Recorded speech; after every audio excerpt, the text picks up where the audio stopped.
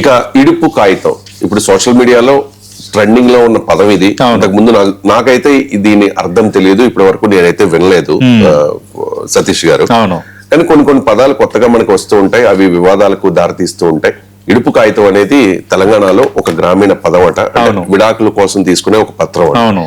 So ఈ అంటే YouTube sensation Nagadurga అలాగే ప్రియదర్శి హీరోయిన్స్ గా ఒక మూవీ వస్తోంది. వంశీరెడ్డి దర్శకుడిగా, బన్నీవాసు సుకుమార్ రైటింగ్స్ పతాకంపై నిర్మిస్తూ ఉన్నారు.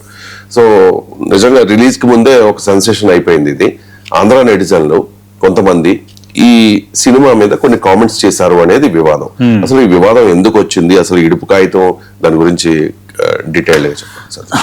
అంటే పని లేని వాళ్ళు ఎక్కువ మంది అయిపోయారండి సోషల్ మీడియాలో. అంటే వాళ్ళకి పని లేదు, ప్రతి దాంట్లో ఒక వివాదాన్ని సృష్టించడం, ఎంజాయ్ చేయడం, అది రప్చర్ అయితే అంటే అది ఒక రకమైన సైకోయిజం.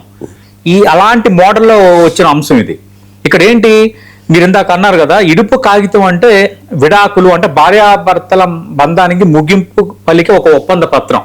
అంటే కోర్టుల ప్రమేయం ఉండదు, ఇక్కడ కోర్టుల ప్రమేయం ఉండదు, ఒక ఒప్పంద పత్రం అంతే. అది తెలంగాణలో ఒక మాండలికం.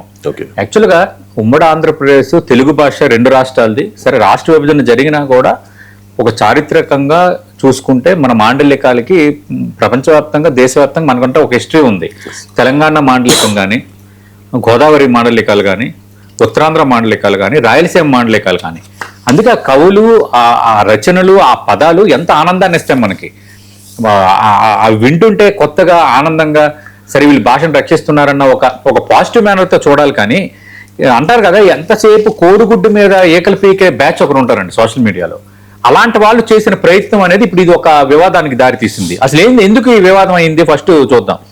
సర్వ మతాభిమాని అనే ఐడి ఉన్న ఒక నెటిజన్ ఏం చేశారు కామెంటు, ఈ సినిమాను తెలంగాణ భాషలోనే చూడాలా లేక తెలుగులో డబ్ చేస్తారన్నాడు.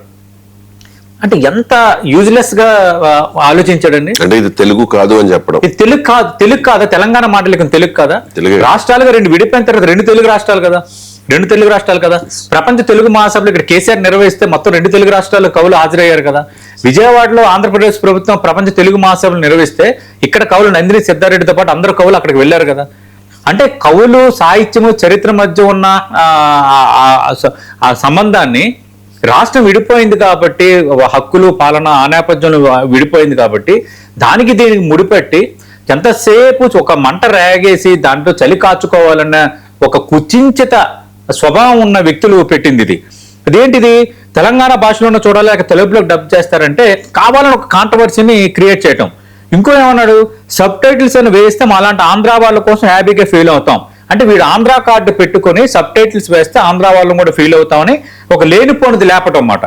వాడు ఇంటెన్షన్తో చేసిన ఈ వ్యవహారం ఇది చాలా తప్పు. ఈ విధంగా చేయడం చాలా తప్పు. ఇప్పుడు ఈవీవి సత్యనారాయణ మీకు గుర్తుండే ఉంటుంది. ఈవీవి సత్యనారాయణ మా విడాకులను ఒక సినిమా తీశారండి. మరి మా విడాకులని సినిమా, ఇప్పుడు ఆ మా విడాకుల సినిమాకి తెలంగాణలో డబ్ చేస్తారా అని అడిగితే అది తప్పు అవుతుంది కదా.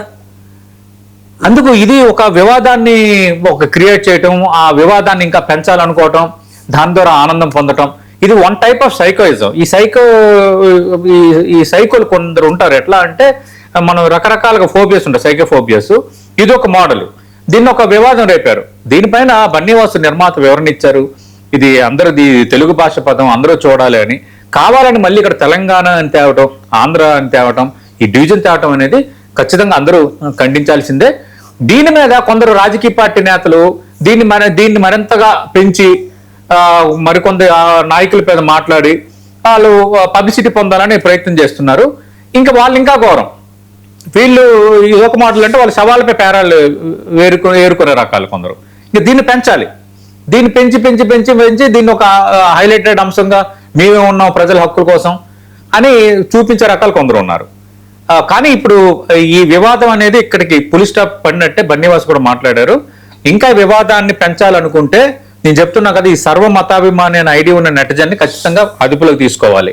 ఇది ఒక రకంగా కుల చిచ్చు, మత చిచ్చులాగా ఈ ప్రాంతాల మధ్య, ప్రాంత మాండలికాల మధ్య, ప్రాంతీయ చరిత్రల మధ్య ఈ చిచ్చును రేపే వాళ్ళు కూడా ఖచ్చితంగా వాళ్ళు శిక్షార్హులే. ఇలాంటివి పెరగకుండా ఇలాంటి వైరుధ్యాలు, ఇలాంటి వైషమ్యాలు పెంచే వాళ్ళని కూడా ఖచ్చితంగా యాక్షన్ తీసుకోవాలి.